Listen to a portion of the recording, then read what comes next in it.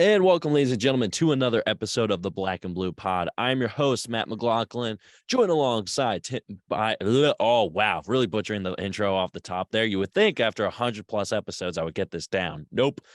I'm joined by Timmy Gorman, and this is just an NBA pod. We are previewing the Western Conference on this episode. A lot of mystery surrounding some of these teams. We'll be doing the Western Conference today and the Eastern Conference later this week. So, Timmy, a lot of questions surrounding the West and some of these teams. Where do you want to start? Do you want to start with playoff predictions first, or are there any specific teams that you want to jump to? I think it's easier to go predictions like playoffs, right? And then work your way out of there because that's Fair everyone's enough. everyone's main goal. Well, it should be everyone's main goal, right? There are Yeah, obviously some players out there that it's just like they want to get theirs, and there's well, shitty teams and stuff. But and after this week of Victor Wembanyama against Scooter Henderson, I'm sure Sam Presti was salivating and was like, "Yep, all right, Shai Gilgeous-Alexander, you're just gonna sit for an entire year again." But anyway, yeah, we'll do I don't. playoff Yeah, predictions. So I'll run through my top 9 because I included the two. Is it 9 or 10? it's 10, right? Yeah, 10. because it's Yeah, seven. yeah. It's 7 to 10 play. 7 to 10 playing. I really should know that. So we'll do 1 through 10. Well, I'll run every through. sport's changed, so I don't blame you. Yeah, true. So I'll run through my 1 through 10, and then you'll run through your 1 through 10, and then we'll kind of see where we disagree, where we agree. So I've got number 1, the Memphis Grizzlies. Number 2, the Golden State Warriors. Number 3, the Dallas Mavericks. Number 4, the LA Clippers. Number 5, the New Orleans Pelicans. Number 6, the Denver Nuggets. Number 7, the Minnesota Timberwolves. Number 8, the Los Angeles Lakers. Number 9, the Portland Trailblazers. And number 10, the Sacramento Kings. Okay. Do you want to divulge a little bit? So I think why you went that way. Yeah, so for sure. That's a good point. So I'm sure there are a couple of picks here that I have that people are going to be like, what the fuck's wrong with you?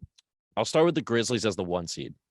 The Grizzlies as the 1 seed, I think, are the hungriest team coming into this season, especially with Draymond chirping, the Grizzlies saying that they're going to get a reality check this season. And Ja Morant gets hurt in that Golden State Warriors series. I'm sure he wants to prove himself on a playoff stage, not just a regular season stage, that he can be a bona fide star.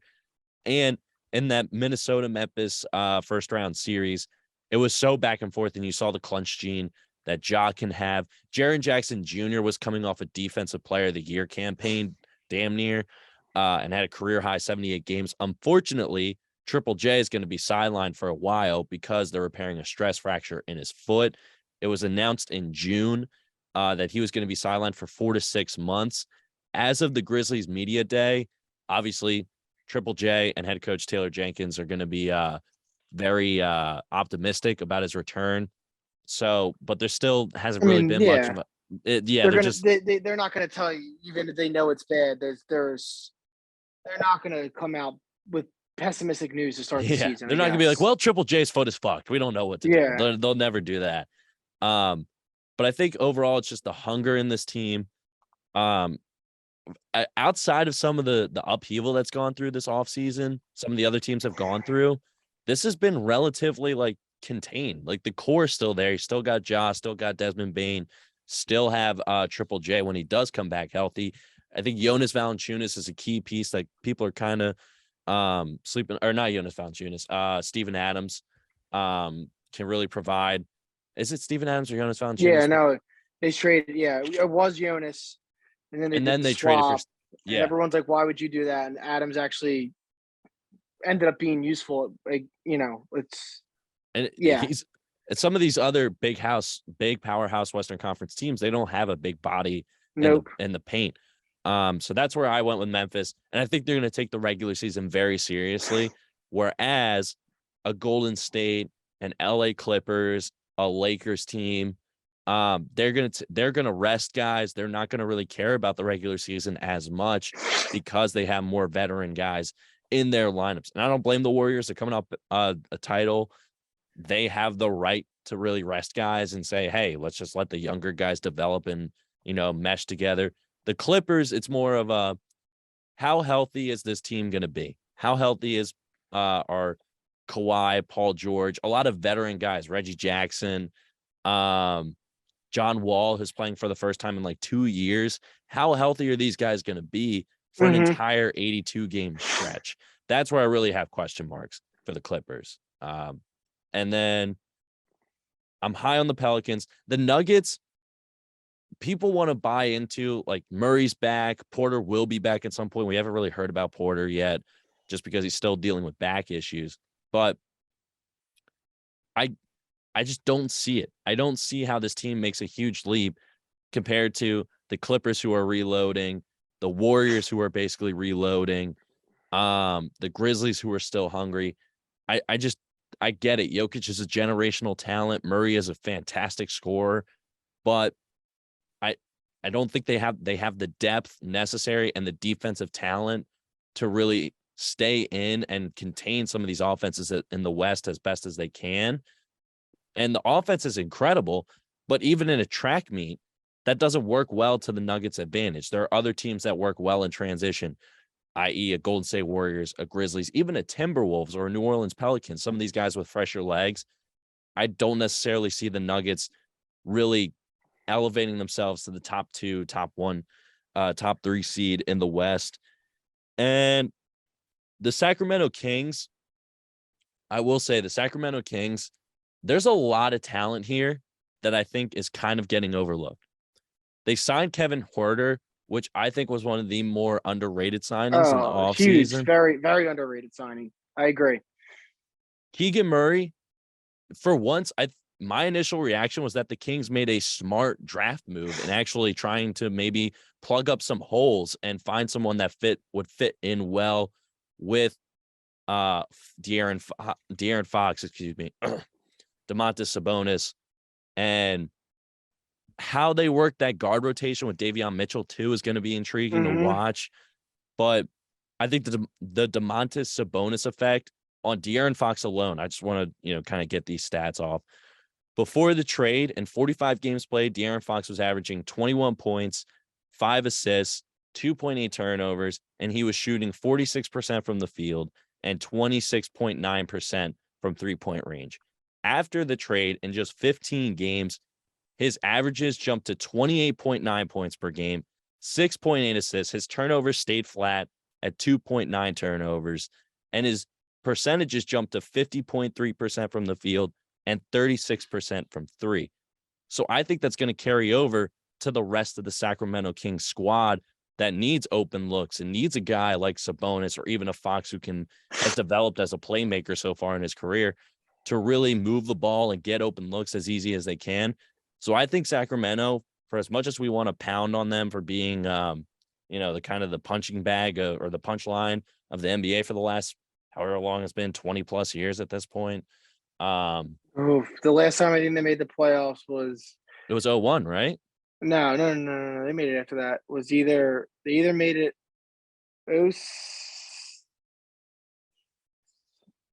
05, 06. Maybe the last time I know for the fact the last time I remember them in it was when they lost the last time the Sonics were in it, which was 04, 05 when they lost in the first round to the Sonics. They lost in the Spurs. They lost to the Spurs in 6 games in 05 to 06. Okay, so yeah, they made it one more year after that. It's like Brad Miller, and it was a bunch of random people. I think Kevin Martin might have been on that team. Probably. But yeah, that's how I'm feeling. And I could go into all these other teams, but who do you think will be in the top 10 come playoff time? So mine is a little different than yours. So I have Denver as number 1, the Suns is number 2, the Golden State Warriors is number 3, the Grizz is 4, Dallas at 5, Clippers at 6. So they're the 6 that make it. Then the Pels and the T-Wolves at 7 and 8, the Kings at 9, and Portland at 10. I do not have the Lakers making the playoffs. Wow. Okay, I want to hear this logic. I'm intrigued. So I'll start at the top. I'm kind of the opposite. I don't know, but I might be like the majority at first. I was kind of laughing like Denver or like whatever, but they retooled the whole roster. They're getting Murray and Porter back. Now, like with so many of these teams, question marks, I think it was smart of them to sit Murray as long as they did, instead of have him come back for that year where he's like really rusty and just not as good, and like, but I'm not saying he's going to be back to that playoff version of Murray in the Yeah, bubble, don't but put yeah, him in a bad situation when there's pressure on him, right. especially when Jokic is going into a playoffs when he's playing with scrubs pretty much. So they let that season play out. They let him rest. Hopefully Porter is fixed whatever his deal is. I think that they're going to be very hungry. It's going to be one of the situations where it's like the team that's kind of been on the cusp, and for injury reasons or other things have kind of gotten into the way over the last like 4 or 5 years. And then they kind of put it together for one regular season and they just blow everyone out of the water. Kind of like how the Raptors used to do in the Eastern Conference when they were kind of like on the fringe, and then it was like, boom, the Raptors are the 1 seed. Or like the Pacers back in the day when they had Jermaine O'Neal and Ron Artest before the Malice at the Palace. It was just like a lot of middling, like, but they're dangerous. But then it was just 1 year, it all came together. I think Denver, while they're not overlooking the playoffs, they obviously want success there. I think the regular season is something that they're going to take very seriously this year. While, as you did mention, other teams might be resting players, such as the Suns or the Warriors or the Grizz, who might not have Triple J for a little bit, which means Brandon Clark's going to have to step up, or Steven Adams. They lost a couple other, they lost the Anthony Melton. We'll get to that tomorrow on the Sixers. That might hurt them more than as much as it helps us. You never know. You need a fully healthy Ja. If he's fully healthy, who knows how that series goes next year. But I can see them kind of start to they might get a slow start, maybe the Grizzlies this is, and then by like Yeah. January start to pick it up a little bit. And as long as they get into that comfortable in their eyes, I would think they would want a top 4 so that they can at least get one home series, and then maybe hope that they get lucky where maybe one of these other teams falls off or whatnot. But I see them still a top 4 team. Golden State, regardless of the bullshit that's going on with Draymond and Jordan Poole and all that, they, lost some players. I think just like the further move to Kings, who he's kind of replacing is Dante DiVincenzo. I think he's kind of been forgotten about since he came into the NBA. And just as he was about to find his footing with the Bucks, he got injured. And that's the year they won the title, and everyone just kind of forgot about him. And then they just kind of had to get rid of him last year because there was the whole mishap with, we were using you as bait to get Bogdanovich, and then it fell through. But come back and play with us. And I don't know if DiVincenzo was like upset about that, or it was just kind of it's best for both parties to move on. He didn't really Yeah. get a chance with the Kings. That was a no-win situation. Now he's going to the defending champs, a team that's all about culture, that has taken players that have been in less fortunate situations, turn them into stars, i.e. Andrew Wiggins. How long were we waiting for him to turn into what he did last year? So DiVincenzo doesn't have that much bad mileage or scar tissue. And for one thing, like as much as the Celtics deservedly earned so much praise and admiration for their defense, this Warriors team still tied with them for number 1 in defensive rating last year at 106.9, which I think kind of gets lost in the shuffle of the Steph explosions and the Jordan Poole blossoming and stuff like that. So DiVincenzo is definitely going to add more defensive depth. Like if I'm a team such as like the Rockets, who are trying to develop like a big 3 with bigger, kind of lankier guys, and 2 of those 3 guys got to go up against DiVincenzo and Wiggins. Not saying it's going to be an easy matchup for them, for the Rockets, but it's going to be tough sledding that night. It's going to be a tough night for them. Oh, absolutely. And I just think that I think a lot of people outside of like Northeast don't understand what DiVincenzo was or is. Like they just saw him as this like white boy that, played on the same team as Bridges and Brunson and had a good Final Four weekend, but they don't really understand that his freshman year, he kind of sat a little bit. Sophomore year, he got inserted after that team lost some players such as Josh Hart and other ones. And then by his junior year, he was a full-blown star, but he just got overshadowed by Brunson and Bridges. that's not to say, like, obviously Brunson and Bridges are great. Like, I look at Yeah. them; they both just got the max contracts. But people don't understand, like, that Dante DiVincenzo is probably the best athlete on that team. That's just like not hyperbole. Everybody that has ever covered him from his days at what is it, like Salinas or whatever it is down in Delaware, that school he went to or whatever. I I had a could look it buddy up. who taught there for a year, and it was his senior year, and he's like he raved about it. He's like how he would watch this kid in practice, and it's like there's just like redhead Guido kid, and he's so good. Like, you guys don't even understand. Like, he's throwing down dunks like he's Vince Carter, the whole 9 yards. And that's Salacianum. it. Yeah, I knew it was something like that. So everyone in this tri-state area has kind of known what he brings to the table, and I think on the Warriors now, he's going to take over that Gary Payton role, maybe to a greater effect. And I think the league is finally going to understand what everyone at Villanova and everyone when he was coming into the league, why they were all about him. And I think while missing Gary Payton is going to hurt them, I think he'll fill that role greatly. They'll get over the whole Draymond mishap. It's what they do. Shit happens. Draymond's done enough things over the time of his career, like that. It's at this point, it's not water under the bridge, but it's going to. It will be. Yeah. They might start slow, but Clay and Steph are going to do their thing. They're going to get out there and they'll be a top 3 seed. I think the Suns. This is going to be one of CP3's last really, really productive years before he kind of turns into a bench player, 6-man, maybe for the next like last 3 years of his career. But this is probably his last chance to get a ring. I think the Ayton thing is being overblown. They have him back. It's time for Booker to go from being CP3's understudy to the guy. I think he'll do that. Bridges, I think there's going to be that bad taste in their mouth, right? I'm saying I think a lot, sorry, but that No they're going to worries. have a bad taste in their mouth after that, the way they lost to Dallas last year. Oh, And no one's talking about how that should be fueling their fire. And I think they're kind of under the radar right now. And for the Suns, it's probably a good thing. Not having a lot of the spotlight on them, kind of just going about their business. And that's why I have them pegged as the number 2 seed. The Grizz, like I said, they'll kind of waver a little bit, but they'll finish top 4.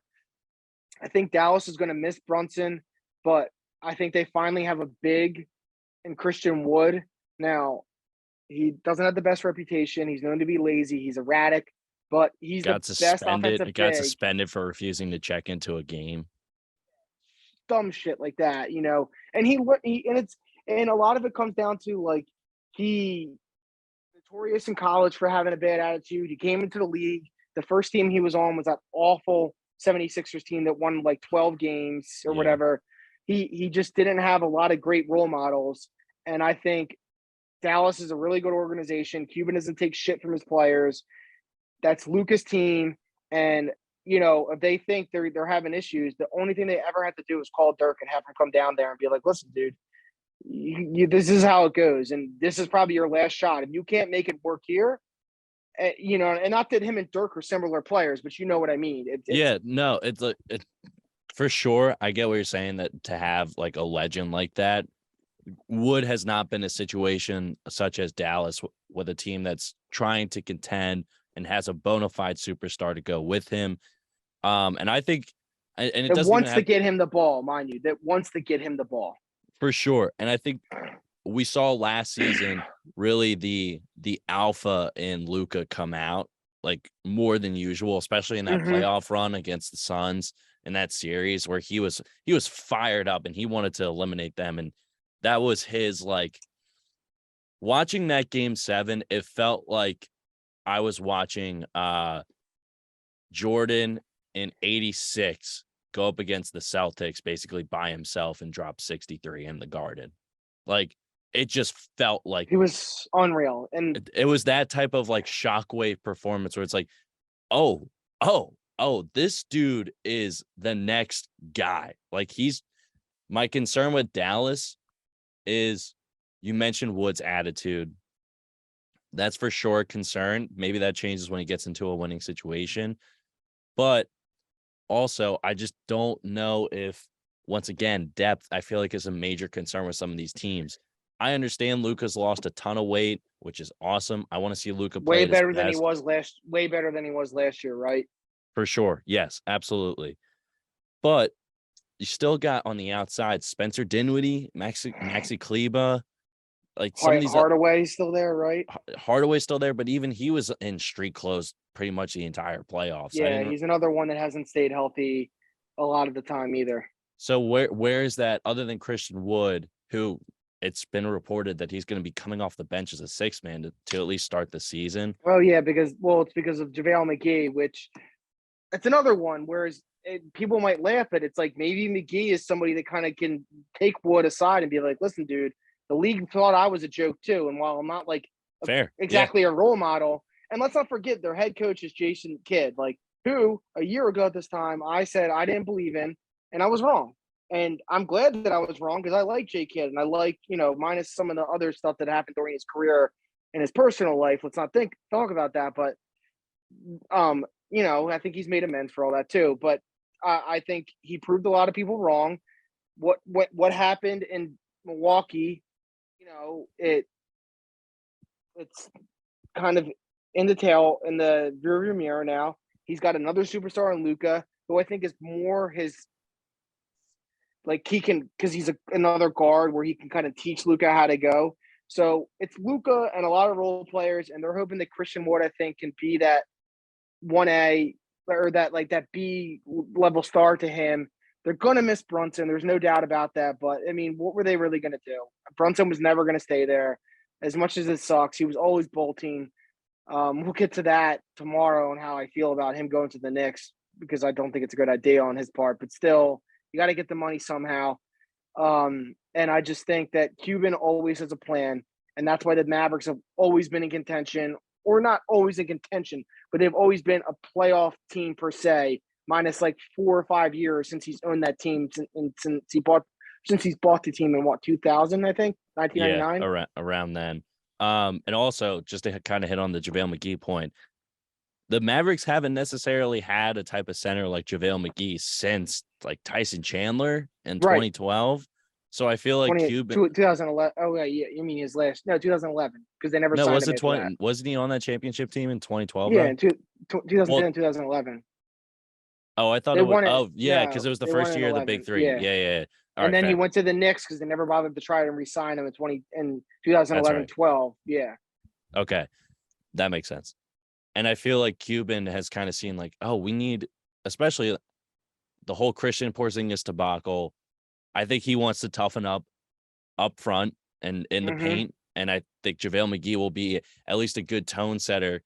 And like you said, he can even mentor Christian Wood on how to defensively rotate and help that side of his game to make him more valuable to other teams if it's not Dallas long term. You talked about Phoenix. The Lakers, you said you didn't have making the playoffs, correct? No. So, and then real quick, the bottom. The Pelicans, I think, will build off of that. Zion, who hopefully gets a boost and not a like Herb Jones, baby. Give me some more Herb. Like you think about all those players, but we've seen those teams that have had those like little runs or those like big, and like they've come back the next year. Like Golden State, the first year they got to the playoffs with this core, they got to the second round. Probably should have beat the Spurs because they choked away a couple games, or at least taken it to 7. Next year they fell back a little bit and went from being the 6. I think they were like a 5 seed or a 6 seed to the 7. So not a huge fall off, but it was a decent enough fall off that they had to sneak in on like the last day, the whole 9 yards. They weren't, it was what it was. So having Zion come back hurt the chemistry? Does it help it? I think Willie Green's a really good coach. I think they got a very nice young core there. Alvarado, took some humility pills over the summer to realize that, he's not Gary Payton yet and never will be. And that, while a lot of people were blowing smoke up his rear end, that he is what he is in this league. And that's a very good role player who can hound the opposing guard, but that he needs to, that's all he'll ever be, but he's a great contributor. So they have the parts. All about bringing Zion back. Does he help or hurt? To him and Ingram, figure it out. I still think they make the playoffs, but it's when the play-in game. That's the T-Wolves. I think it's going to take a while for them to figure out this Rudy Gobert thing. I don't think it was a good trade. I think it was very stupid. We went over this over the summer when that happened. Not going to rehash it. I still think they'll make the playoffs, but I think it's going to take them a good while to figure out how to properly use that team together. There's going to be something coming like December or January where it's like infighting the Timberwolves and this person and that person, and that they finally right the ship. They get in, they still have to do the play-in tournament, but the Timberwolves are primely set up to be the most players meeting only team. Absolutely. We're going to get those reports all season of Timberwolves host player meeting to discuss offensive struggles. And it's with the Timberwolves. I said it when the trade happened. This offense is going to be too stagnant because Gobert is too limited. And this is also the guy who gets praised for his defensive production, but openly admitted to a sideline reporter during the last year of his tenure with the Utah Jazz that he intentionally allowed opponents to get layups so that his guards would, I guess, understand that he wasn't going to save their butts the entire time. He openly admitted that to a sideline reporter. I'm fine with that, though, because I'm sick of everyone making him the scapegoat and making Donovan Mitchell look like this innocent person, when in reality, it's like, well, fuck Donovan Mitchell. Like, he's guilty too. And if I'm Rudy, I get it. It's like, I'm so sick of cleaning up for your asses, but then come the playoffs, I'm the liability. Like, if it wasn't fair, for me, but I wouldn't be in the playoffs. That's his stance, I think. But we've also, that's a fair stance to have, but you handle that in-house. You don't. Yeah, I'm not saying. Yeah, no, you're right. You don't do these like Phil Jackson bullshit like media sub tweets like that. That was, and that's the type of demeanor that this team does not need. Sure, Anthony Edwards. I love Anthony Edwards' social media clips, but Karl Anthony Towns, not the most mentally tough Kevin Garnett-esque player that the Timberwolves have ever had. So I think that's going to cause a lot of discord and tension. D'Angelo's already got his own history of things that he's done that have gotten him in hot water. They traded away a decent amount of role players too, just to get. They're going to have problems. Is all I'm saying. Then Portland retooled. It's a healthy Dame. It doesn't matter if Dame has to play with one arm. If he's on the court, his team is getting to the playoffs. I'm sorry. And people could say, well, the same with LeBron. It's like, well, Dame has a better supporting cast. And you could say AD. Yeah, well, when AD plays 2 weeks in a row, more than once, then I'll talk. But that's why I have Portland and the Kings in the last two spots. The Clippers, I guess I should mention, the reason I have the 6th seed is I think obviously you're going to get a lot of Paul George. We'll see with John Wall, but they kind of retooled. Ty Lue is a respectable coach. There's the talks about Kawhi. Who knows? If you get a healthy Kawhi, even if it's like they still only play him like 60-some games, that's still a lot of basketball you're getting. And I think it'll be enough to get them in the top 6. I think there'll be another one that'll be like midway point. It'll kind of hit them and they'll start to go. The Lakers. So this is why. And, it's not like, you can post this TikTok, whatever, have all the LeBron stands freak out. Doesn't matter to me. Like, you're not real fans, LeBron stands. Like most of you anyway. You only care about one player. That's not being a fan of the league. That's just being a dick rider for one guy. That's all. That said, it's not about LeBron. He's the second greatest player to ever play outside of Jordan. Yes, second greatest. Don't talk to me about him being the greatest. I don't care about championships. I don't care about how many times he's been there. It's like, there was never anything created called the LeBron rules. There was something called the Jordan rules that multiple teams implemented. That's all you need to know. The guy took off for a year, came back, and still won 3 in a row for a second time. Anyway, LeBron will do everything he can, but right now he's saddled with Russ and AD, who you never know is going to be healthy or not. I was the biggest Russ stan for years. I still am. I love Russ, but Russ never going to get it, man. He's never going to understand that his time is done. And if somehow he miraculously does and learns to be a team player and only like use his energy for like defense and like, crashing to the rim and not hogging the ball, then this is a whole different story. That's not going to happen. And Anthony Davis could play the first month and a half great, and everyone's like, look, oh, here, we never – Anthony Davis, the Lakers said it. And then by the middle of December, by January, it's all going to come crumbling down. You're going to start to see the pressure from LeBron telling the Lakers front office to trade all the picks, get rid of what they still have left, all that bullshit. It's going to be a circus. And then you're going to start to hear the rumors, oh, he's going to go to this place, and they're going to draft Bronny, and he's going to go to this place, and he's going to go to that place. I just don't see it. There's too much. Poor Darvin Ham got saddled with a shitty situation. And I can honestly see by middle March or early March, when this is already looking bad for them, LeBron being like, oh, I tweaked my knee, I'm done for the year. Just to rest, because it's very clear that everyone knows he wants to play with his son. And while he seems to be an alien that just doesn't age, even he knows that, like, hey, if I can get another like half a year off, I might as well take it. They just don't have anybody outside of those three. And really, it's only two, because, like I said, as much as I love Russ, I've been a big fan of his whole career and will constantly defend how it's not just his fault for the 2016 Thunder losing that series. Durant, it was your fault too. And AD, stay healthy. If he does, maybe it's a different story, but like, they don't have any bench players.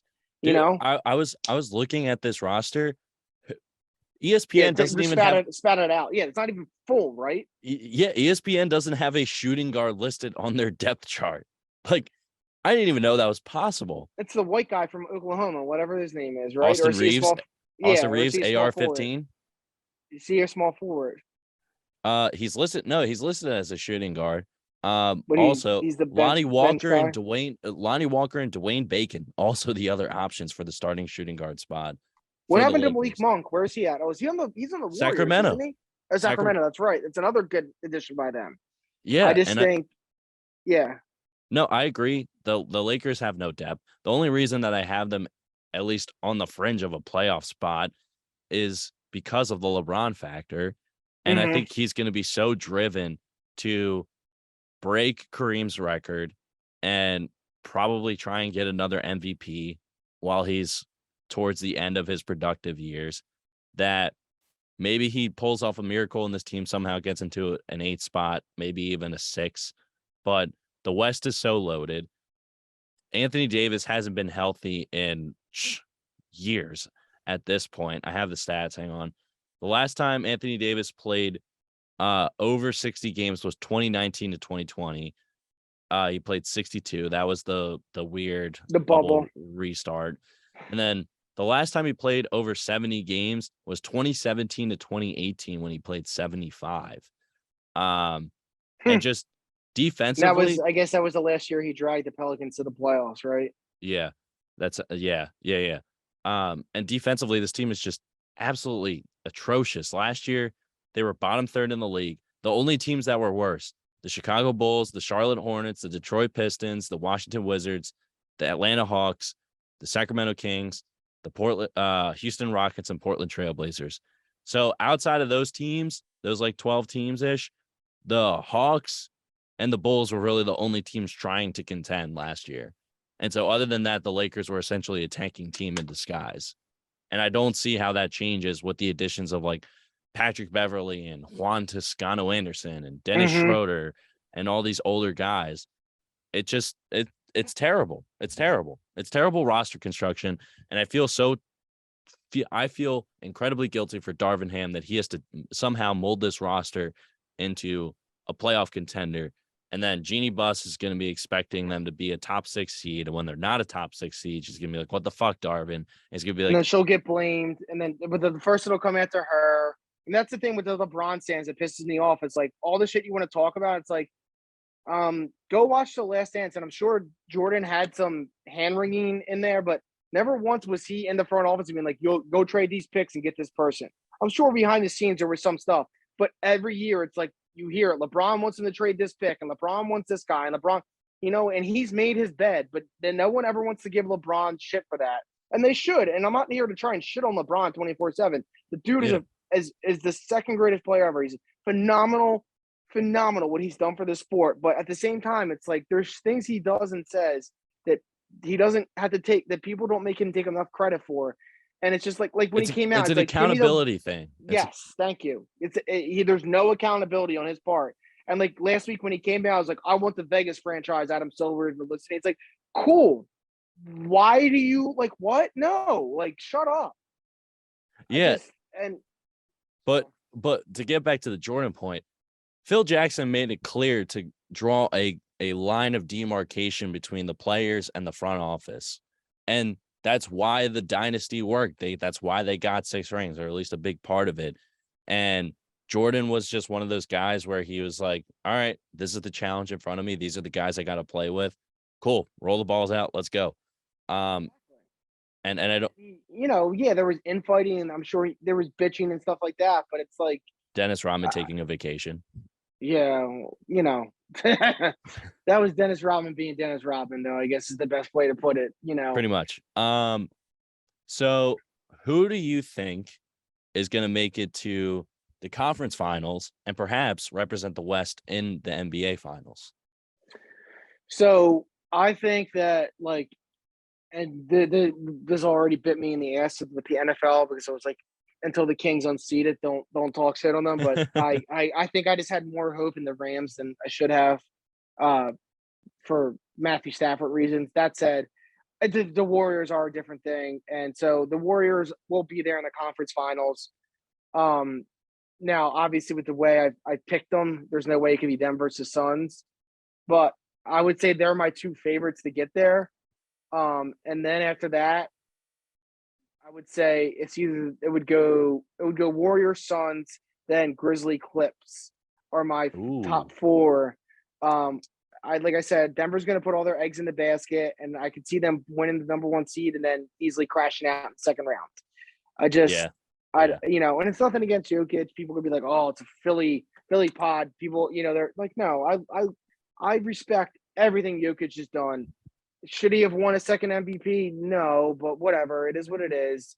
And that doesn't take away from how good he really was in dragging that team to the playoffs last year. And on top of it, winning a game against a team that won a championship. Exactly. Jokic had a Herculean season. It was great. I feel as a Philly fan, again, another side tangent, with Joel Embiid, I feel like if it was any other center that did what Joel Embiid did last season, they would have won MVP. And even if you just swap the Jokic advanced stats with Embiid's like scoring numbers and whatever, I think they would have voted Jokic anyway. And that's where it just bothers me. Well, it's also the idea that, and like we always talk about it, it's like they'd be like, oh well, what Jokic is doing, dragging his team, and then it'd be like, well, the Sixers suck. But then when it came to the MVP argument, it's just like, well, Embiid's got the better cast, and it's like, okay, well, do they suck or like?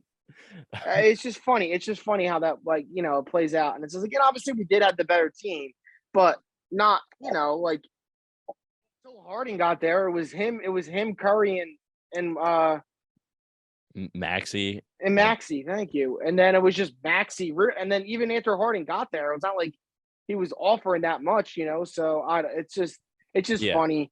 Like I said, it's not nothing to take away from Jokic and his accomplishments, but yeah, my four favorites to get out of the West in this order are the Warriors, the Suns, the Grizzlies, and the Clippers.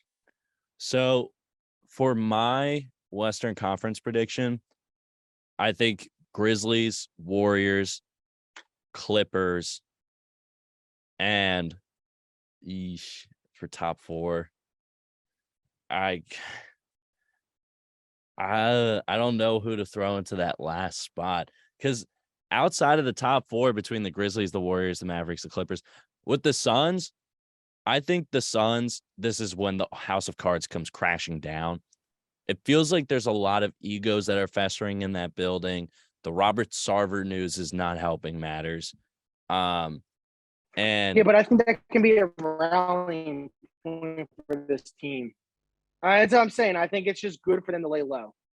Yeah, no, that's true. But even if you take out the Sarver stuff, Jay Crowder wants out because he lost his starting spot.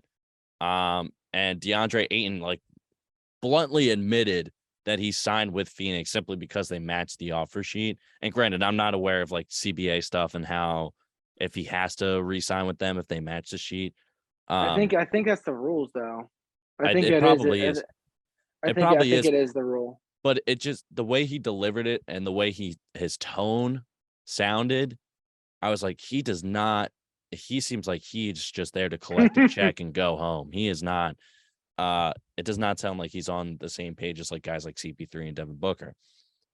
That being said, I think I would take Warriors to definitely make it in one region, and then I probably take the Grizzlies in the other region. I really love this Memphis team.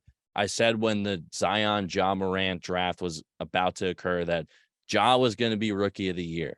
I said this to people. I wish I had a podcast when that draft happened. Because he's so explosive. If he can stay healthy, which is what you can say about a lot of people. If Ja Morant can stay healthy, he's one of the most explosive athletes in the NBA. His shot has developed a lot in just 2 years as a pro. And I think that he's going to take more of the burden now that Triple J is going to be absent. And the Warriors, Steph is going to have a nuclear year. He is going to have a year that I don't think we can even process because it still feels like he's getting underestimated. He's on FanDuel. He's tied for 8th, I believe, at MVP odds at plus I plus 1,500. 1,500 FanDuel. I forget. I don't even know what site it was. I was on. I wrote them down, and this is. Oh, never mind. Here you go. DraftKings. Okay. The top. Yeah, I have. When we get to I guess when we talk about it, I'll bring it up. But yeah, he is listed. Yeah, you're right. 8th overall. DraftKings has them at plus 1,200. So Yeah. exactly. And I think coming off a championship, coming off his first finals MVP, I would not be surprised if he's just drops on opening night a 40 piece, a 50 piece. And No, absolutely. Just to remind people. Yeah, exactly.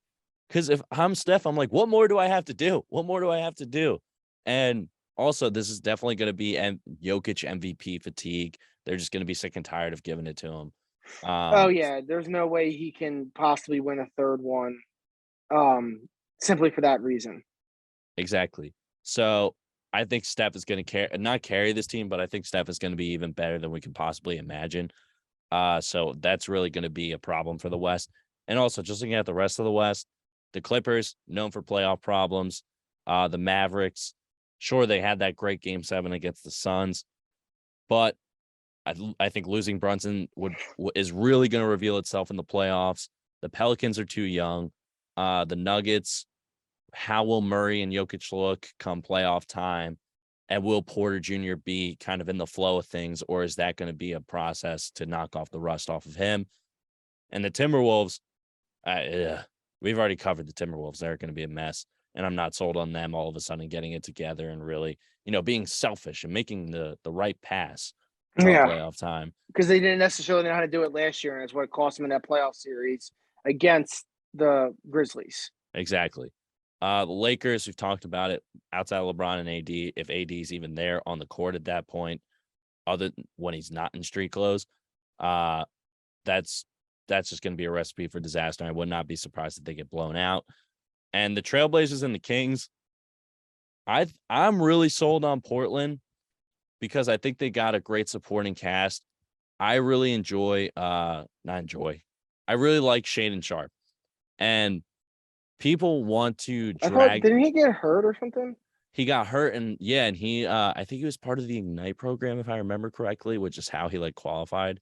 But there were a lot of question marks coming out of the draft because he played limited. I think he only played a handful of games, if less than that. But in the preseason last Friday, he didn't play at all. He was at Kentucky. And then there was what was it? I think there was an eligibility issue.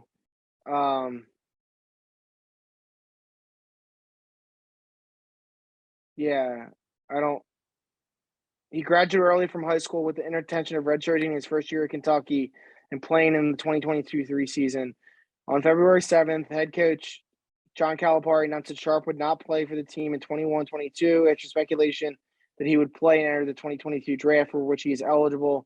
On April 21st, Sharp declared for the 2022 draft. So, yeah, this kid hasn't played since 2 years ago in high school, so this will be a major step up for him. However, the consensus, I think, is that if he had played even 1 year in college, his talent is that of a first-round pick. Yep, exactly. And I watched a little bit of his highlights. He last week the Trailblazers played an international team, and he had 27 points, which is still impressive for an NBA preseason game because you're still playing against grown men. Right. He was cutting off the ball. He has a very smooth shooting stroke, and he's very I thought fluid. that And was the thing that he had to fix was his shot. to me, it looked great because he was cashing in. He was very fluid and deliberate. He didn't get too frazzled with handling the ball during specific moments. And I think that'll change. You'll see the rookie growing pains as the season develops or as the season progresses. But Okay. also with the Trailblazers, I think Jeremy Grant offers them some versatility at the 4. Josh Hart can only help with spacing at the 3. And Gary Payton II, we saw how valuable he was with the Warriors. I think he can bring that defensive value to the Trailblazers as well, who have missed really some defense since the Jailblazers days. And having Anthony Simons granted it's a heavy contract, 4 years, $100 million, but he's CJ McCollum light, and that they need there's a scoring reason they punch. gave him that contract, and they think, and there's like a lot of people outside of the NBA are like, huh? But a lot of from what you read and hear is that he deserves it. He kind of showed out, maybe good stats, bad team kind of guy is what the thought is, but they think he can be Dame's new running partner and then become the face of the franchise once Dame kind of decline or goes into his ladder, like into his retirement years. Nurkic is still there, I believe. Yep. Like you said, they brought in Jeremy Grant. They brought in athletic wings that can help them defensively, which, like you said, is something that they haven't had since probably when it was Brandon Roy, Aldrich, and Greg Oden. Oh yeah. So it's been years since they've had like a real defensive like identity. I think there was originally some friction between Chauncey Billups and Dame. That's apparently been settled. That's an organization that's very prideful. It has been its entire time in the NBA. I don't think they've ever gone probably longer than like 4 years without making the playoffs, if that. I wonder what their longest streak is. I don't know that necessarily off the top of my head. And also, I think Chauncey Billups, year 2 as a head coach, I think he's gonna be more willing to let the young guys develop. He did an interview with All the Smoke where he talked about the importance that he places on development and playing through the mistakes rather than just yanking kids every time they make a mistake. And so I think because he knows it, because he understands it, because he went through that shit. And that I thought that was very big that was covered. For explain for real quick, like what his career was like until he got to the Pistons. I mean, until he got to the Pistons, he gets drafted by the Boston Celtics out of Colorado, and Pitino had 3 or 4 overall, right? Yeah, and Pitino had the bright idea of playing full court press in the NBA as if it's a college game, and Billups struggled, bounced around the league, and found a home with Detroit, and he finally flourished and got to be the floor general for one of the best defensive teams of all time, and really found his stride, and it was just the right situation at the right time.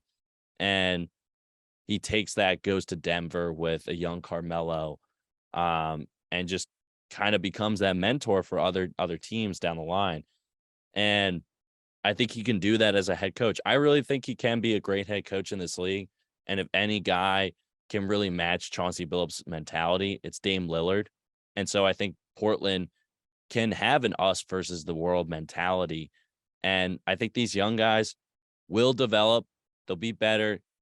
at the end of the season compared to the beginning of the season. It may not be pretty, but I think it's gonna I think it's gonna work, and I think the Trailblazers will catch some people by surprise once the playoffs start rolling around and we start looking at the standings. So cover the conference finals. Do you want to do awards or? Yeah, I mean, I guess we can focus on who the Well, who do you think is going to come out of the West? I think it's going to be the Warriors again, unfortunately. I still think I do too. I think it's the Warriors they will, and I don't mind it. I did years past because it's not the like stacked Warriors with Yeah. like Durant, because I loved those teams originally.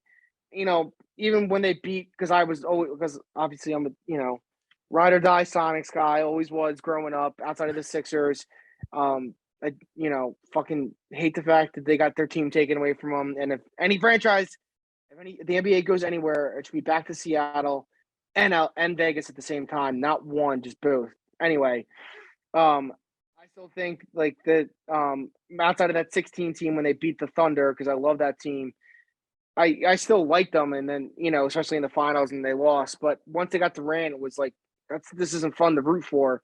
But now that they're back to just being the original core, that they built, and it was fun when it was Steph and Clay and the Mark before, Jackson years when they're before developing. Draymond was Draymond, and he was just Day from Michigan State, and they had what's his name from Jared Jack playing point guard for them. It just and I think they're fun teams.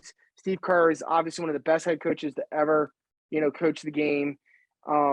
He's Steph is fun. Like, it's impossible to cheer against them, even when they had this Durant teams. Like, it's not like you didn't wish ill will on Steph. Never do. And those teams are fun to watch. I was so happy to watch. It was just them beat the annoying Celtics. seeing him shimmy all the time, and they're running Right. teams at the gym by 30+ points a game. It's like, dude, this isn't even a contest. Like, you didn't fucking need Durant here. It's Yeah. not like, and I can't understand why any team would want that. Like I get it, like, but it, like, for like the record books or something, but at the same time, it's like, don't you want to? It's like better for competition wise to be like, yeah, we got 5 titles, and you should have seen the 5 teams you beat, instead of we got 5 titles and 2 of them are because No, they just want to rack up rings as much as they can and do whatever it takes to win. Because and also, it's the important to culture. note that they were coming off the collapse against the Cavs going into that summer, so they were there to send out a message and say that the Cavs, they fucked up. Like, we're the best team in the league. But yeah, we both agree it's the Warriors. I think. Well, so if it's not the Warriors, who are you picking to come out then? I'm gonna take. If it's not the Warriors, the team I probably have the most faith in. I know I said the Grizzlies, but I for whatever reason, I think that the Clippers can really put something together. I know that there was that weird bubble collapse against the Nuggets, but Ty Lue is a great coach, in my opinion. Reggie Jackson, for whatever reason, a switch flips in his head and his jump shot starts falling like he's Kobe dropping 81 in the playoffs. And I think that it maybe the veteran experience helps them. And combined with the load management, they have fresher legs and they can finally make a deep run in the playoffs and win something as the Clippers. But I'm not sold on that pick. Like, that's me kind of talking myself into it. Right. But who do you think other than the Warriors? Yeah, no, and that's where I was trying to say earlier, is that it's like there's no in between with that team. They're either like they're gonna come out, mess some shit up, really screw with the standings, and be something they contend with, or they're gonna kind of mosey along. I shouldn't say there's no between, because there's either that thing or there's the moseying along. Then they kind of get their shit together, make a top 6 seed, and then as long as they can stay healthy, it's like I wouldn't be surprised if it's Golden State Clippers final or Western Conference Finals. Or there's the really bad option where it's just like Kawhi is never really gets out of whatever injury funk he's in. If he doesn't come back this year, I don't think we ever see Kawhi again. Like, I think he might just be done. Like, why do you think he's just done with basketball? or at least be done as an impact player. Maybe, I guess, is the best way to put it. Damn. Because at this point, it's like, what is really bothering you? Is it that you just don't want to play? Is there a serious injury? And we don't know because he's a very private guy, and that's fine. That's his choice to be private. He doesn't have to tell anyone besides his teammates and the Clippers front office, and that's it. The only people that need to know were his close family and friends, Steve Ballmer, and his teammates and coach. That's it. And outside of that, it's up to the rest of us to speculate.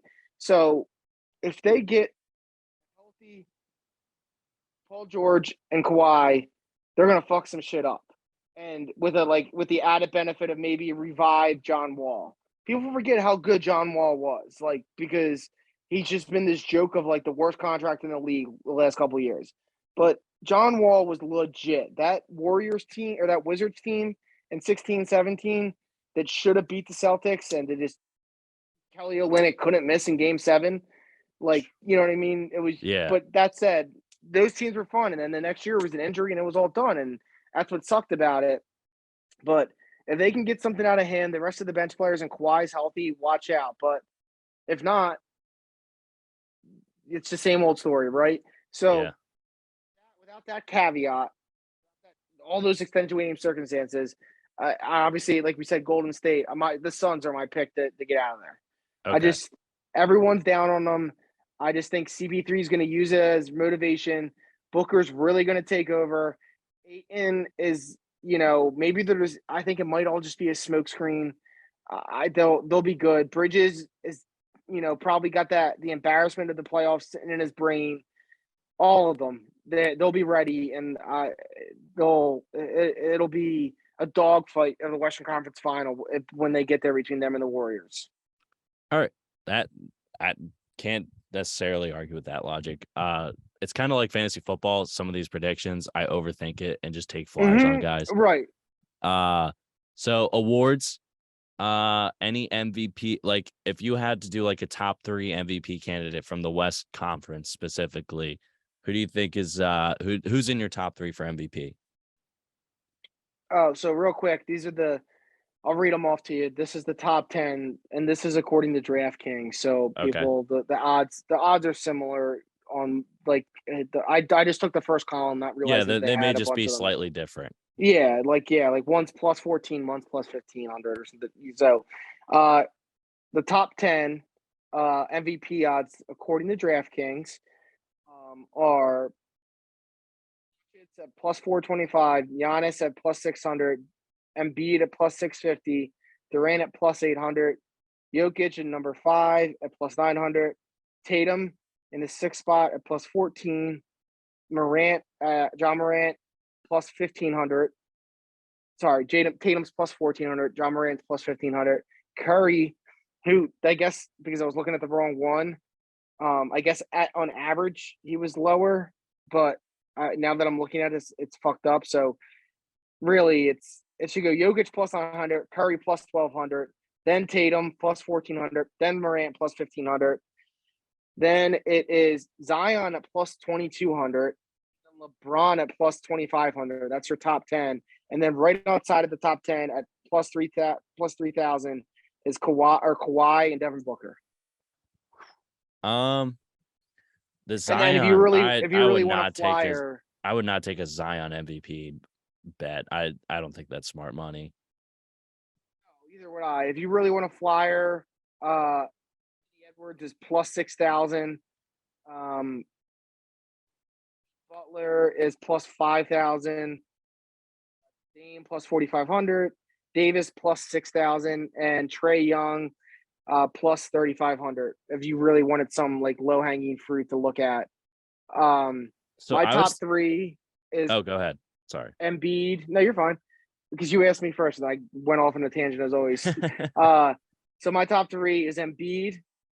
Really, homerism, whatever. I don't care. This is the year. I hope that he finally gets it. If not, I hope he kind of just says, fuck it, whatever. They're never going to give me one.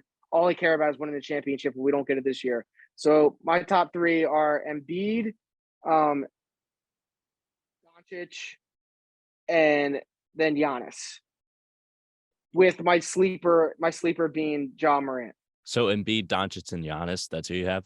Yeah, it's my top 3, and then my Okay. sleeper is Ja Morant. I have Embiid, Steph, and LeBron because I really think that people are going to get wrapped up as the season progresses into the LeBron's going to break Kareem's record and Oh, what yeah. a I didn't historic think about moment that. this is for a guy that's been in the league for 20 plus years or whatever it is. So I could definitely see that happening. Oh, yeah, I didn't think about that. You're right. That's I could very also true. see, but I could also see, like I said, I think Steph is going to have an outrageous year, and I could see him lighten up the scoring books again and pulling off some crazy stats that we haven't really seen ever, of course, because Steph is one of a kind. And I think this, but Embiid is at the top of my list. A, because I think he should have deserved it, but B, I think this will be you should have gotten it last year. We'll kind of make this one up for you if you have a good year and lead the Sixers to whatever Right. top 3 seed, and I then hope he deserves it. I hope it's not a whole on the right side of the vote bullshit, or oh he yeah, only got it because if he does it, I hope it's equal to or greater than last year. And because he should have got it last year, but the analytics nerds fucking won out like always. yep. And how's that treating you now? All these analytics shit. Oh, the numbers say it. Yeah. All these NFL teams are getting bitten in the ass now because they wanted to go for shit because the numbers say it. How's that looking now? So hopefully the NBA starts to fucking learn from that, but they probably won't because I think they're the ones that are the most that are habitually succumb to the analytics nerds the most. No, baseball has. Yeah, but it's baseball.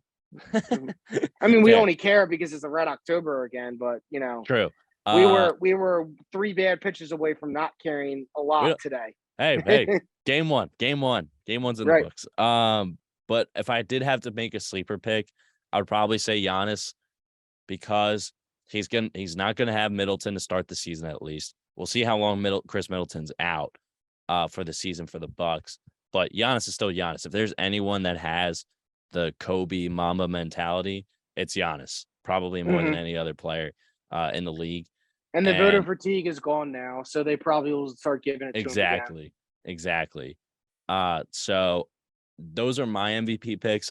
Did you want to touch on any other awards? So yeah, so I guess yeah, I mean, like I said, like that job, you might dark horse. Um, the thing is, like, it's not like baseball where you can say this guy's AL, this guy's NL, which Yeah. so it's kind of hard, and we can readdress these. So, when it comes to the Western Conference, I guess rookie of the year. Here are the guys that I found listed. This is according to DraftKings again. These are the top, I think, 20 people listed. And these are the guys that are on Western Conference teams. Keegan Murray at plus 450, Jabari Smith plus 700, Shaden Sharp at plus 1800. Good value, actually. Dyson Daniels at plus 2000, Jalen Ooh. Williams at plus 3000, Jaden Hardy at plus 3500. Is another one. And then another guy that might be able to that we're I guess maybe just talking about we can talk about rookies in general that might be able to kind of soften the blow that I keep forgetting that the Grizzlies draft him, but with the Triple J missing, and they offer 2 different skill sets, but he's probably a better low post scorer, but he's also a decent defender. Is Walker Kessler, who was Ooh, a yeah. rookie that the Grizzlies drafted. So, he's probably going to get a lot of decent minutes to start the season. And between him and Brandon Clark and Steven Adams, between those 3, they're probably going to pick up a lot of slack. So if Walker Kessler starts to put it together pretty early on and he can hold it out, it's highly unlikely that you see a center who eventually is just going to become a 7th man off the bench win it. But if he turns out to be something very special, let's not forget he was a top 15 recruit or something like that, went to North Carolina, left after 1 year. Good riddance because we didn't need you anyway, Walker Kessler, and made it there. But I just thought I'd throw that out there. Also, another rookie that a lot of people were talking to, but I think because he was a high recruit, picked a very irregular school to go to only because his father was the coach. and Patrick Baldwin Jr. had a Yep. terrible rookie year, but where is he going?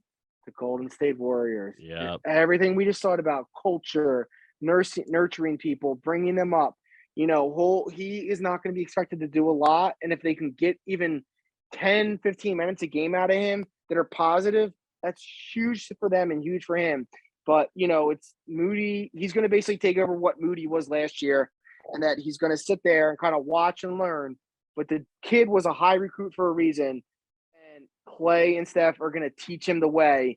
And don't be surprised if he evolves and either he becomes the new face of that franchise at guard with a couple other people, or he winds out that rookie contract and someone gives him a big payday to be their like starting point guard, after, because the Warriors settle on Moody and a couple other people.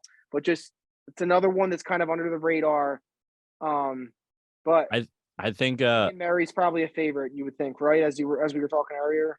yeah, but the only reason that I don't think Keegan Murray would win Rookie of the Year is because of how the Kings season may turn out. Like, they may just not be good enough record wise. Whereas I really like the Shaedon Sharpe value. I think that would be a very smart pick. I also do like but Dyson. you don't think he's got a lot to fight through between Anthony Simons and Dame coming back, and they have what's the other, the Nazir Little. It's another one, and all the other guys. I think he's going to be in that mix for not necessarily the point guard spot or the shooting guard spot, but he's going to be in the mix for that 3 small forward rotation at least. I think he should be. And I wouldn't be surprised if he just comes out hot and he just everything just gets clicking for him offensively. But that's kind of like a long shot. Dyson Daniels for the Pelicans, I really like him. In the G League, he averaged 11 points, 45% shooting. He was 25% from 3, which obviously needs to be better. But I think when you're in the G League compared to playing with Zion and Brandon Ingram, and some of the other playmakers that they have, that's going to be a different story. And I think he's going to be more efficient he's going to have higher volume because he's going to get more open looks.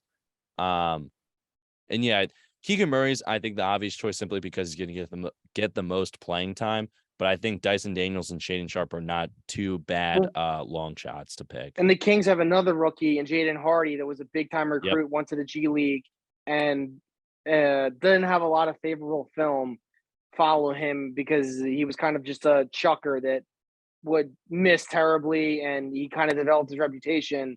So whether the Kings are the right franchise to nurture that, I don't know, but we'll see. But, that's another rookie that they have.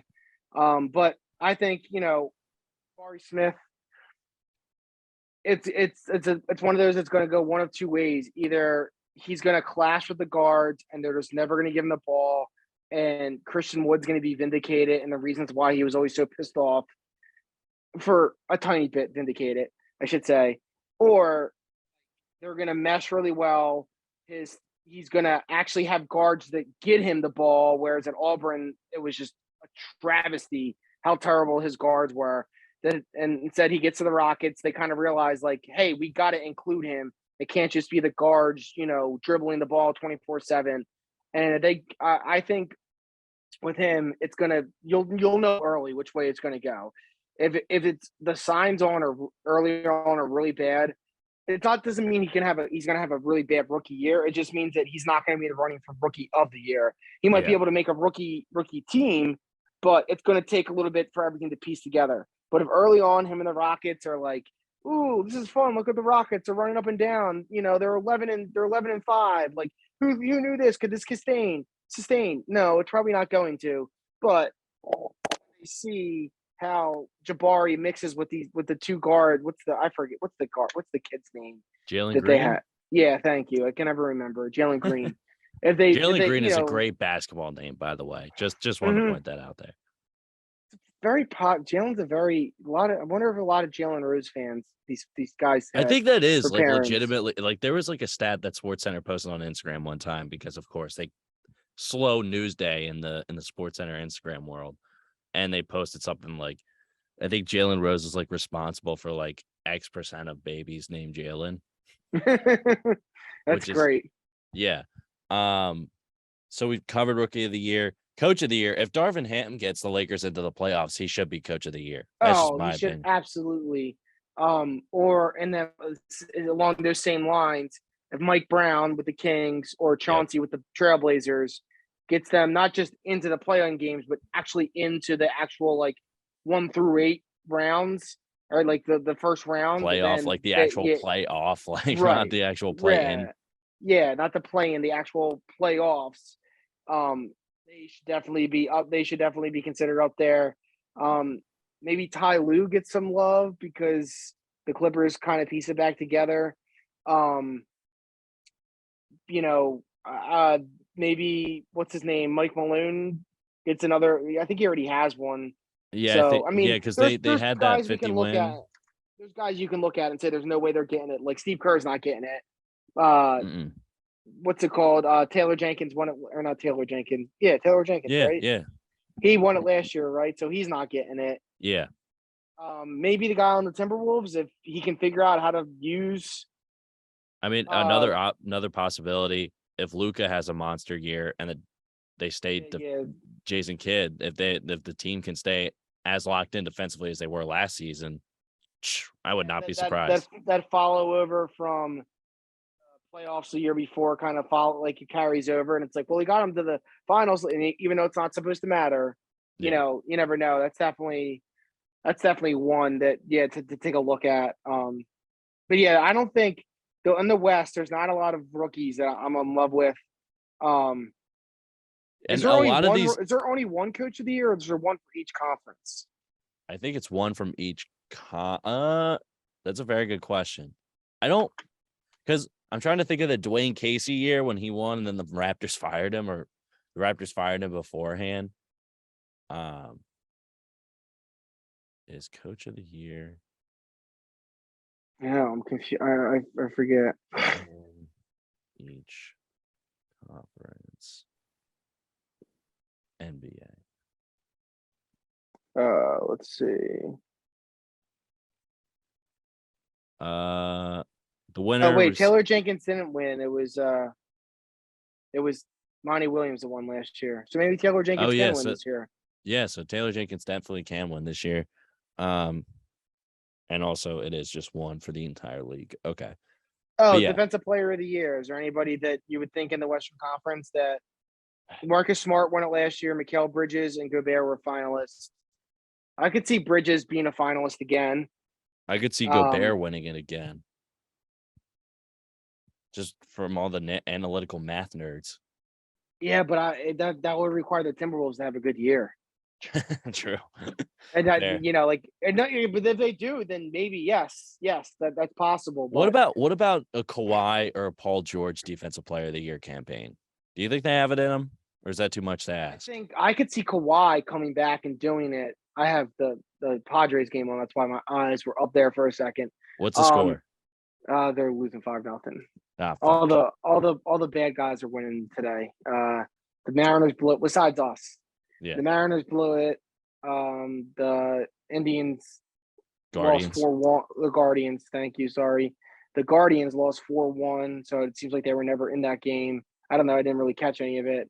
And the Dodgers are up 5-0 in the top of the fourth. With I don't even know if the Padres have a hit yet. So back to basketball.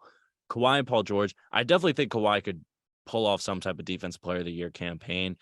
He looks jacked. If there's any dude, but it would require him to play at least like 70 games, 65 to 70. Like you can't sit out 20 plus games and decide to win an award, But like Instagram was invented for guys like Kawhi to post once a year, and you just see the shredded, sweaty, great lighting type photo that gets posted once a year. And it's like, is Kawhi back?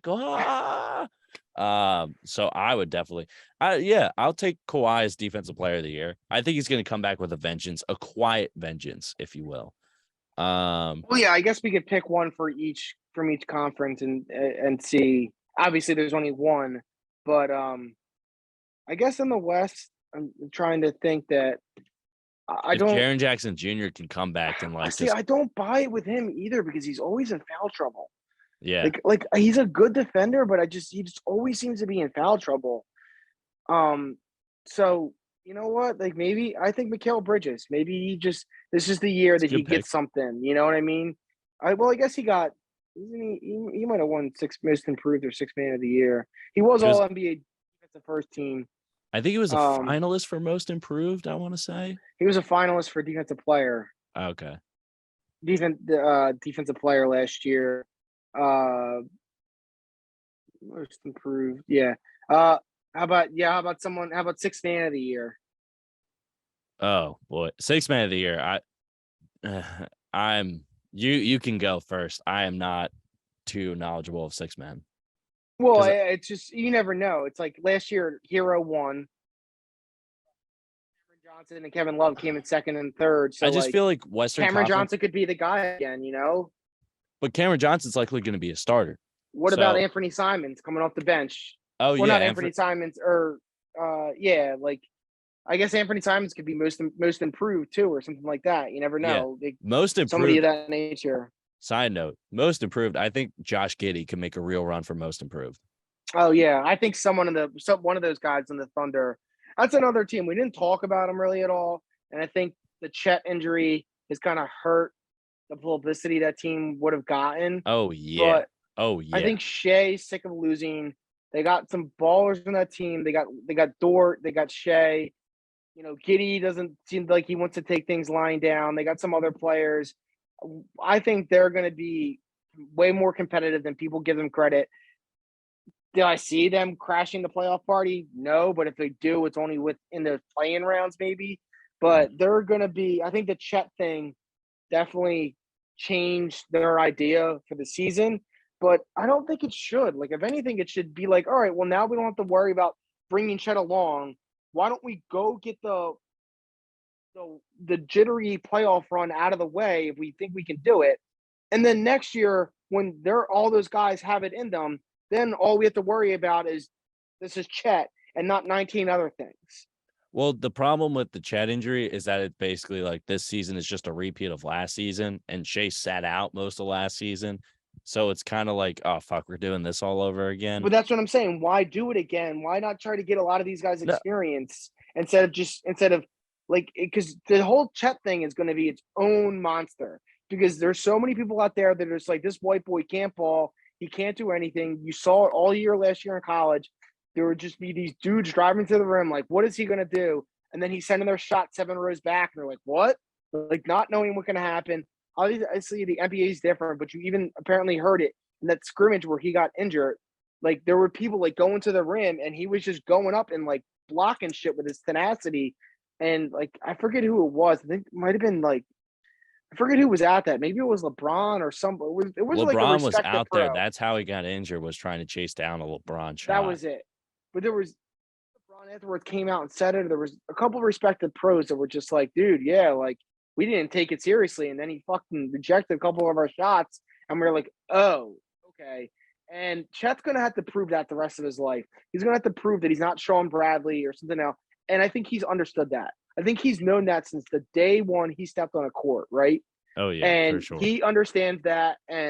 But on top of that, it's just that trying to integrate him into that lineup, why not take care of one problem or one issue and trying to make the playoffs for these guys first, and then next year you can bring along Chet slowly into a possible already playoff team instead of trying to get them all to mesh together. Like, you know what I mean? Like, look, Yeah. why No. not? Yeah. Why Yeah. not Yeah. Why not knock off one stone now and worry about the second one next year? I Yeah, guess is the best way to put it. Yeah, and I think OKC is going to be a young, scrappy team that can catch some teams by surprise from night to night. Like, especially some of these teams are going to be trying to put out minimal effort to win, like the Lakers, for instance. They're not going Oh to be yeah, they're trying going to that go in hard. there thinking that it's going to be an easy win, and they're going to get OKC is going to be like, no. Nope, nope. And I just want Shea to play a full healthy season because I think he needs to remind people how he can be a top 10 point guard in the league. I think he's definitely top 15 in my opinion. Oh yeah, no, yeah, he got a really good education, and the people that like taught him, and I think that I just think if I'm an OKC fan, like first of all, you took the team from Seattle and you put him in OKC, right? And the whole reason was, oh, we didn't get a new stadium and there's no money being generated and yada yada yada. And I get that this is their only real franchise out there, so people are coming no matter what. But it's like you can't say all the shit you said about Seattle and then basically do what you're doing, do that to OKC and Yeah, just don't take think the you can get fans for away with it. granted. Right. And just get away with it. And I get it. Seattle needed a new stadium, but it's like, all right, dude, like why should they pay for it? And a lot of that there's the Sonic or Sonic Rising or whatever podcast that did a really good job covering it. But it's like, don't be a hypocrite. Like you took them from Seattle. The reasons they gave were bullshit. But now you're kind of just constantly being like, we'll be next year. It'll be next year. It'll be next year. And at some point, how does the NBA not step in, like the competitive committee, and be like, no, it's this year. Like you gotta no more of this fucking tanking shit. You haven't taken a season seriously. You've taken one season seriously since you shipped out Russell Westbrook and Durant. Like it's time to start acting like you're gonna win games now, and stop acting like you're building like for the next thing. You have enough draft picks. Go trade for someone if you need to at this point. And I just don't understand. Like, and I'm sorry, all these teams that like. There's some teams I get it, like the Spurs. They haven't tanked since the Duncan thing, and a lot of people I think are going to be really pissed if they end up with Wembanyama because of how they ended up with Duncan and Robinson back to back, or not back to back, but how they got the two of them together. And people kind of don't understand that. Like young NBA fans don't understand that the Spurs were a number 1 seed team that they're absolutely humiliated in the Western Conference Finals. And then the next year, Robinson got hurt, and they didn't bring him back on purpose so they could tank and then get Tim Duncan. And they did. And so they went from a 1 seed to missing the playoffs and getting the number 1 overall pick. And then they put 2 number 1 overall picks together that were 2 absolute dominant centers /1 center /power forward of their generations, like first ballot Hall of Famers, the whole 9 yards. A lot of people don't understand that. They just see these Spurs as like these gritty teams that Kawhi won it out, but it's like franchise can understand why they need to rebuild. But I just think my point with Wembanyama is like, okay, like the kid looks really good and he had this great exhibition and there's the part and everything like that, but it's like let's not forget he's playing against scrubs. Like they're not real. So for all this shit that people wanted to use, be like, well, Luka, he's not really playing against real people, and how good is he going to be? Like, let's keep that in mind with this Wembanyama kid. Not to mention he's 18, 19. He's going to take time to develop. I'm not saying he's going to be shit, and that he can't develop into a star. I just don't understand why thank you. Why are we anointing him as like the next LeBron or whatever he can be, Bro, or the next Giannis? You know what I mean? I get where you're coming from. I watched some of those highlights. It was like a mix of Kareem and Kevin Durant. And I know that's blasphemous, but it's just that's how it looked. And he just looked like the most unstoppable player I've ever seen. And he's 18, and this could all change. For me, for Wembanyama, my concern is health. We've seen Chet get injured. Right, he's so skinny. Yao Ming injured. Joel Embiid injured throughout the first 3 to 5 years of his career. Ben Simmons, some of these taller guys, like I hate to be one of those guys because I was fighting against them in the Joel Embiid debates, but unfortunately, that's just the reality is that you're going to be dealing with injuries as a big man, most likely. But anything can happen. I would not be surprised if the Spurs do somehow get Wembanyama, which I wouldn't mind. It would be nice to see him go to like a San Antonio. No, because Pop would know what to do. But the thing I think that like he's like, pump the brakes. But also it's like when the tapes I've watched to him, it's like, okay, well, that's kind of like what Chet was doing in high school, and then to a small degree in college. But everyone's like, oh, this white boy, what's he gonna be? And it's like, and if anything, Wembanyama looks slower to me. And to me, he looks more fluid. Like he doesn't. I think he's just as like herky jerky. But I guess I have to watch more. Maybe I have to watch more film on him. And this is nothing against the kid. It's not him. It's all these people out there that are, like the Kevin O'Connells of the world. You know, oh my God, like, okay, well, the last time you were all hyped about a French guy, how did that turn out? Oh, sorry, the last 2 times. Last time I checked, Frankie Smokes is on his 3rd team, another Dallas guy now. Killian And Hayes. Killian Hayes is the 8th guy off the bench. Like he's the 8th player in the rotation for Detroit now. A team that hasn't been good in a decade and a half. Like, so yeah, I think it's just people want to be there. People want to be the first one to say that they knew that this was coming. You know, it's Who's the other guy? Scooter what? Scooter Henderson. Yeah, he's good. He's 6. He's like listed as 6 feet even. I think 6'1", but he's physical. He reminds me a lot of like Colin Sexton coming out of college. He likes to get in guys' faces. Where's he's a senior in high school this year? So he's with the G League. He's with the G League Ignite team. And so that's what it was. It was like the Metropolitan 92s in France. It was his US debut. It was Victor Wembanyama's US debut against the Ignite team. I like what I saw from Henderson. Duke or something? I have no idea. I'll look him up. Yeah. Henderson's good. He's an aggressive guard.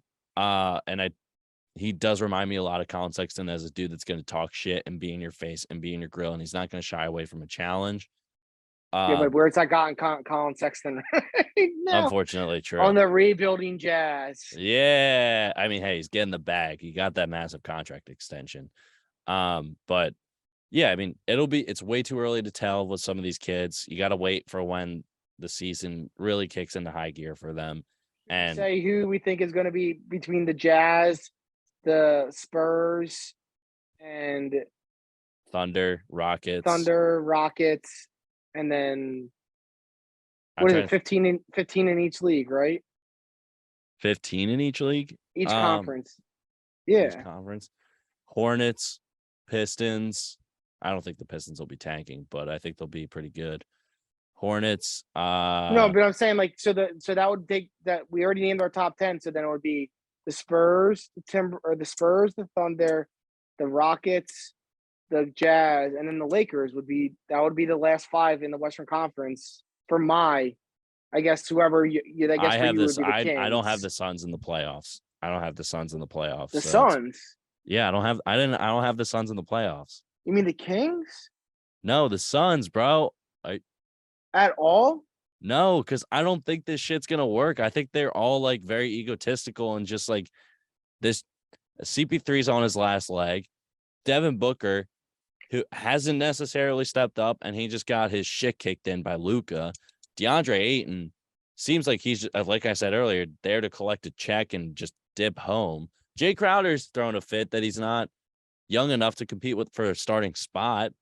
And it's like, what was the most stable organization has now turned into one of the most unstable. Well, I want to say the most stable organization of this, a team that had become stable over the last couple of years. All right, fine. One that has become stable. But yeah, bro. All right.